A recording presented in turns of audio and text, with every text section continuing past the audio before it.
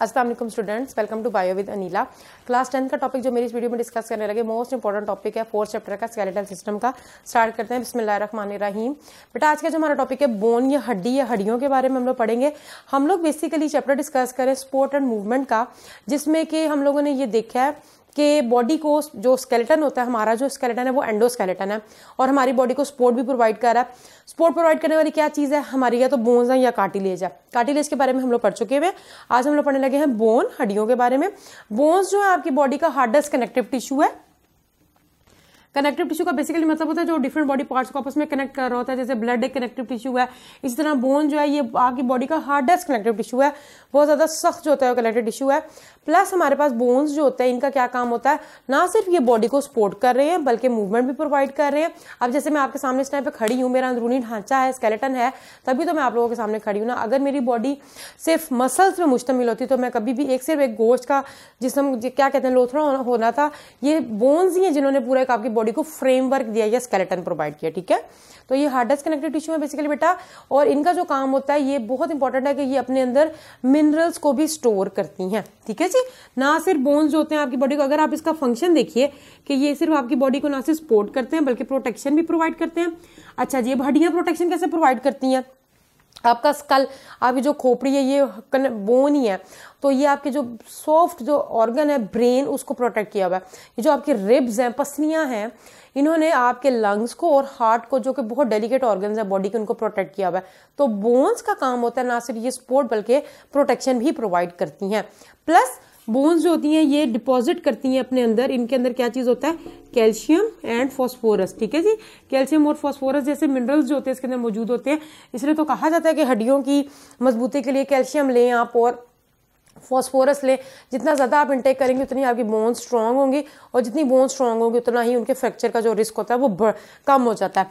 Plus इसके अलावा हमारे पास जो बोन्स होते हैं ये प्रोड्यूस करती हैं red and white blood sales. Red and white blood sales आपकी बॉडी में जो रेड ब्लड सेल्स हैं और व्हाइट ब्लड सेल्स हैं रेड ब्लड सेल्स को कहा जाता है आरबीसीज। आरबीसीज किसका मुखफ़्फ़फ है, रेड ब्लड सेल्स। ठीक है, और व्हाइट ब्लड सेल्स को कहा जाता है डब्ल्यूबीसीज, व्हाइट ब्लड सेल्स। ये रेड और व्हाइट ब्लड सेल्स ये कहाँ पर प्रोड्यूस होते हैं, बोन्स के अंदर जो होते हैं वो प्रोड्यूस होते हैं। तो बोन्स जो होती हैं इसका ये फंक्शन है क्या फंक्शन है कि एक तो ये हार्डेस्ट कनेक्टिव टिश्यू ये फंक्शन नहीं है, बेसिकली ये सपोर्ट प्रोवाइड करती है, प्रोटेक्शन प्रोवाइड करती है, प्लस ये प्रोड्यूस करती है red and white blood sales. ठीक है जी, इसके अलावा बेसिकली क्या होता है बेटा, ये कैल्शियम और फॉस्फोरस जैसे मिनरल्स को डिपॉजिट करता है।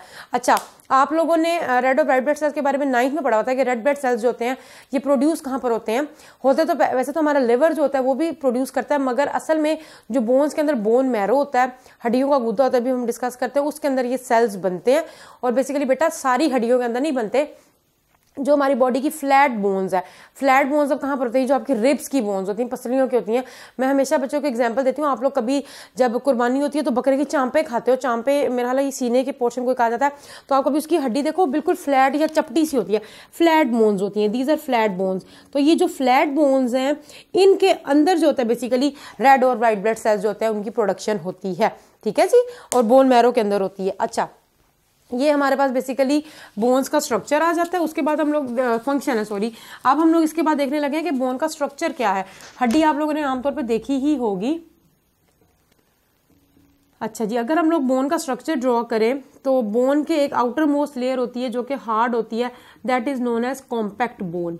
जो इसकी बाहर वाली लेयर है वो हार्ड होती है, उसको कॉम्पैक्ट बोन कहा जाता है। और अंदर वाली जो लेयर होती है वो जरा सॉफ्ट होती है और पोरस होती है, छोटे छोटे से उसमें पोर्स होते हैं, जिसको कहा जाता है स्पॉन्जी बोन।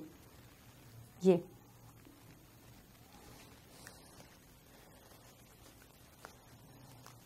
जो हमारे पास आउटर मोस्ट लेयर है that is known as compact bone, और अंदर वाली जो लेयर है that is known as spongy. Spongy का नाम ही क्या है, स्पॉन्जी है कि वो स्पॉन्ज लाइक होती है, उसमें छोटे छोटे पोर्स होते हैं, पोरस होती है, और इसके अंदर हमारे पास गूदा होता है जिसको कहा जाता है बोन मैरो, जिसके अंदर के फिर अंदर ब्लड सेल्स जो होते हैं वो प्रोड्यूस होते हैं। बोन मैरो हड्डियों के गुदे को कहा जाता है। मैं हमेशा बच्चों को एग्जांपल देती हूँ, पाए शाए खाते हो जिस टाइम पे, तो पायों को जब आप लोग ऐसे ऐसे हाथ से करो तो अंदर से जो होता है वो गुदा निकलता है, जिसको हम लोग बोन मैरो होता है, उसको उर्दू में हम लोग मिख कहते हैं। तो वो काफ़ी लजीज भी होता है और वो बोन मैरो काफ़ी ताकतवर भी होता है, वो हड्डियों के अंदर से निकलता है। और बेसिकली बेटा आपने बोन्स देखी तो हर बच्चे नहीं देखी, चिकन आप खाते हो उसमें से इतनी बोन्स निकलती है। लेग पीस देख लीजिए, मैं लेग पीस की एग्जांपल इससे देती हूँ क्योंकि वो सबने मोस्टली खाया होता है। तो आप देखो कि उसका जब आउटर मोस्ट स्ट्रक्चर होता है वो हार्ड होता है। कभी आप जब लेग पीस की बोन होती है उसको, ये वाला पोर्शन जो होता है उसको तोड़ो तो अंदर से आपको छोटे छोटे पोर्स बाकायदा नजर आएंगे, स्पॉन्जी होती है वो अंदर से। तो चिकन के लेग पीस की बात की है तो इस वजह से ये, क्योंकि सबने देखा हुआ है तो इसको जहन में रखिए। जो बोन के आउटर मोस्ट लेयर है that is known as compact bone, hard होती है, और अंदर वाली जो लेयर होती है वो क्या होती है, स्पॉन्जी होती है, जिसके अंदर बोन मैरो या हड्डियों का गुदा होता है। प्लस बेटा बोन के अंदर ब्लड वेसल्स भी मौजूद होती है, खून की शरियानें। यही वजह होती है कि कभी खुदा ना खासा अगर हड्डी टूट जाए तो बहुत ज़्यादा वो तकलीफ दे होता है। क्यों तकलीफ देता है? क्योंकि ब्लड वेसल्स रप्चर हो जाती हैं, और जब ब्लड वेसल्स रप्चर होती है तो पूरी बोन में भी फ्रैक्चर आ जाए, पूरी बोन टूट जाए तो काफ़ी ज़्यादा जो होता है वो ये तकलीफ से अमल होता है। इसीलिए, और स्वेलिंग बहुत ज़्यादा हो जाती है बॉडी में।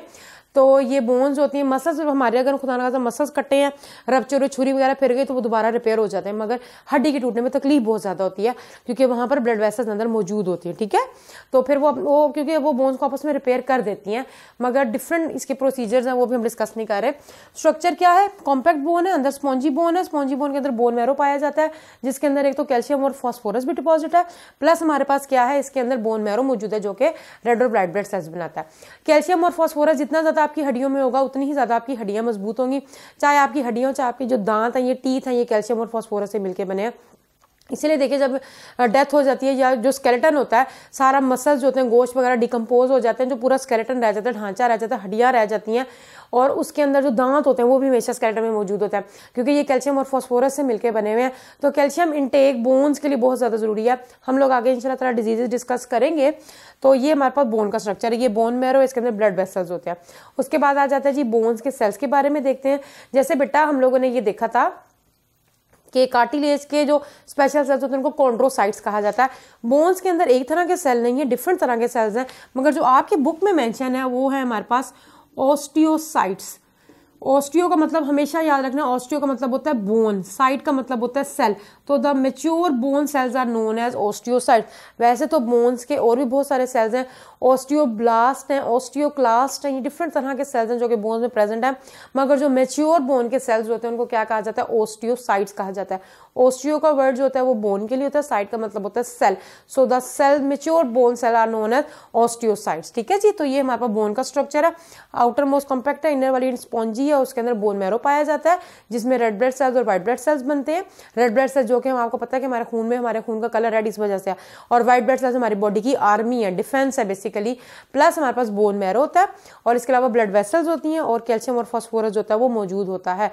और मैच्योर बोन के सेल्स को क्या कहा जाता है, ऑस्टियोसाइट्स कहा जाता है। ठीक है, बेसिकली बेटा आज का हमारा यही टॉपिक है, बोन का टॉपिक हमने कंप्लीट किया। नेक्स्ट वीडियो में हम मजीद पढ़ेंगे आगे, जिस तरह हम जाते जाएंगे तो डिजीज के बारे में भी पढ़ेंगे। आई होप कि आप लोगों को आज का टॉपिक समझ आ गया होगा। नेक्स्ट वीडियो तक के लिए अल्लाह हाफिज, दुआ में याद रखिएगा।